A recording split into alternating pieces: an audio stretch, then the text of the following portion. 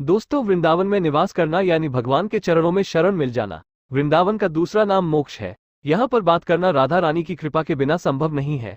जो भक्त राधा रानी को रिझा लेता है वहीं आकर यहाँ भगवान श्री कृष्ण और राधा रानी की कृपा का पात्र बनता है।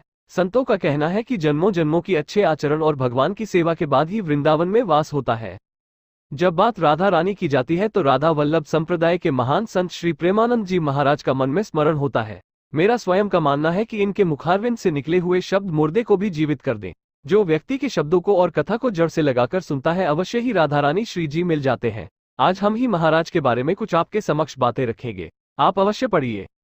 मित्रों, पूज्य प्रेमानंद जी महाराज जी का जन्म एक ब्राह्मण परिवार में हुआ और उनका नाम अनिरुद्ध कुमार पांडे था। महाराज जी का जन्म उत्तर प्रदेश के कानपुर शहर में हुआ था। कानपुर शहर के पास एक गांव है, उसका नाम सरसों, वहां का जन्म हुआ था। इनके पिता का नाम शंभू पांडे था और इनके दादा एक सन्यासी थे। इनके पिता ने भी बाद में सन्यास को स्वीकार किया था। इनकी माता बहुत धर्मपरायण थी। महाराज जी के माता पिता के हृदय में संतों के प्रति बहुत आदर सत्कार था। वो सदैव संतों की सेवा करने में रुचि रखते थे।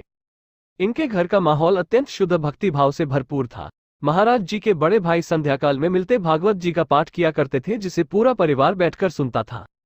कहते हैं कि महाराज जी ने अपनी छोटी उम्र में ही बहुत ही चालीसा का पाठ करना आरंभ कर दिया था और 5वीं कक्षा में पहुंचते पहुंचते उन्होंने गीता प्रेस की सुख सागर का पढ़ना शुरू कर दिया था। महाराज जी बचपन से ही जीवन के उद्देश्य के ऊपर सवाल उठाते थे। वे कहते थे कि माता पिता का प्रेम स्थायी है या अस्थायी है, अगर स्थायी है तो इतना मोह क्यों। इसी तरह की कुछ विचार थे जो उनके मन में आते थे कि क्या स्कूल में पढ़ाई जाने वाली विद्या उनको उनके लक्ष्य की प्राप्ति करा सकती है, अगर नहीं करा सकती तो इसे पढ़ने का क्या फायदा। कहते हैं अपने मन में बहुत सवाल उठाने के बाद उन्होंने श्री राम जय जय राम और श्री कृष्ण गोविंद हरे मुरारी का जप करना शुरू कर दिया। 9वीं कक्षा तक पहुंचते पहुंचते उन्होंने यह फैसला कर लिया कि उनको आध्यात्मिक की तरफ का रास्ता चुनना है। ये बात उन्होंने अपने माता पिता के साथ भी की। इस बात के लिए तो वह स्वयं अपने परिवारजनों को छोड़ने के लिए भी तैयार थे।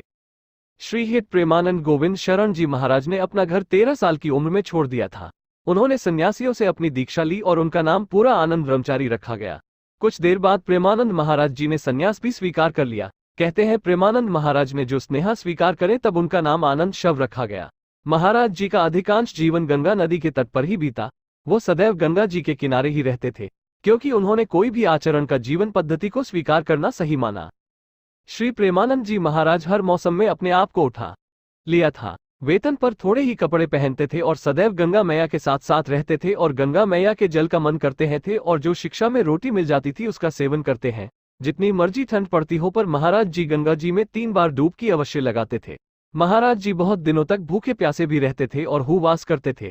जैसा खाने को पाने को मिलता था उसको स्वीकार कर लेते थे, लेकिन वो भगवान की भक्ति में लगे रहते थे। उनका स्मरण भगवान से नहीं छूटता था। कहते हैं संन्यास मार्ग में ही प्रेमानंद जी महाराज को भगवान सदाशिव के स्वयं दर्शन हुए हैं। महाराज स्वयं कहते हैं कि भगवान शिव की कृपा से ही वो वृंदावन की रास्ते पर आए थे।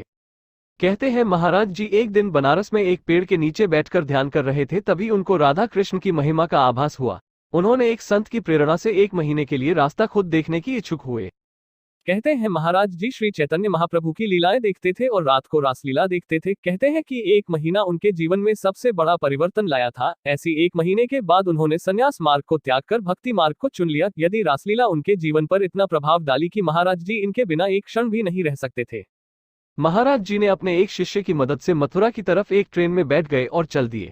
ये भी नहीं जानते थे सदैव के लिए वही वास हो जाएगा। कहते हैं महाराज जी की वृंदावन में शुरुआत में दिनचर्या वृंदावन की परिक्रमा और भगवान बांके बिहारी के दर्शन थी।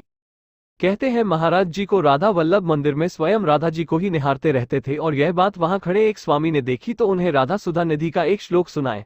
उन्होंने महाराज जी को श्री हरिवंश नाम जपने के लिए कहा। शुरुआत में महाराज जी श्री हरिवंश नाम लिखने में थोड़ा संकोच कर रहे थे। उन्होंने पाया कि उनके मुखारविंद से श्री हरिवंश नाम स्वयं खुद ब खुद चल रहा था। इस पवित्र नाम श्री हरिवंश के प्रति श्रद्धा रखने लगी। महाराज जी राधा वल्लभ संप्रदाय में जाकर शरणागत मंत्र ले लिया। कुछ दिनों बाद महाराज जी अपने वर्तमान के सद्गुरु जी को मिले।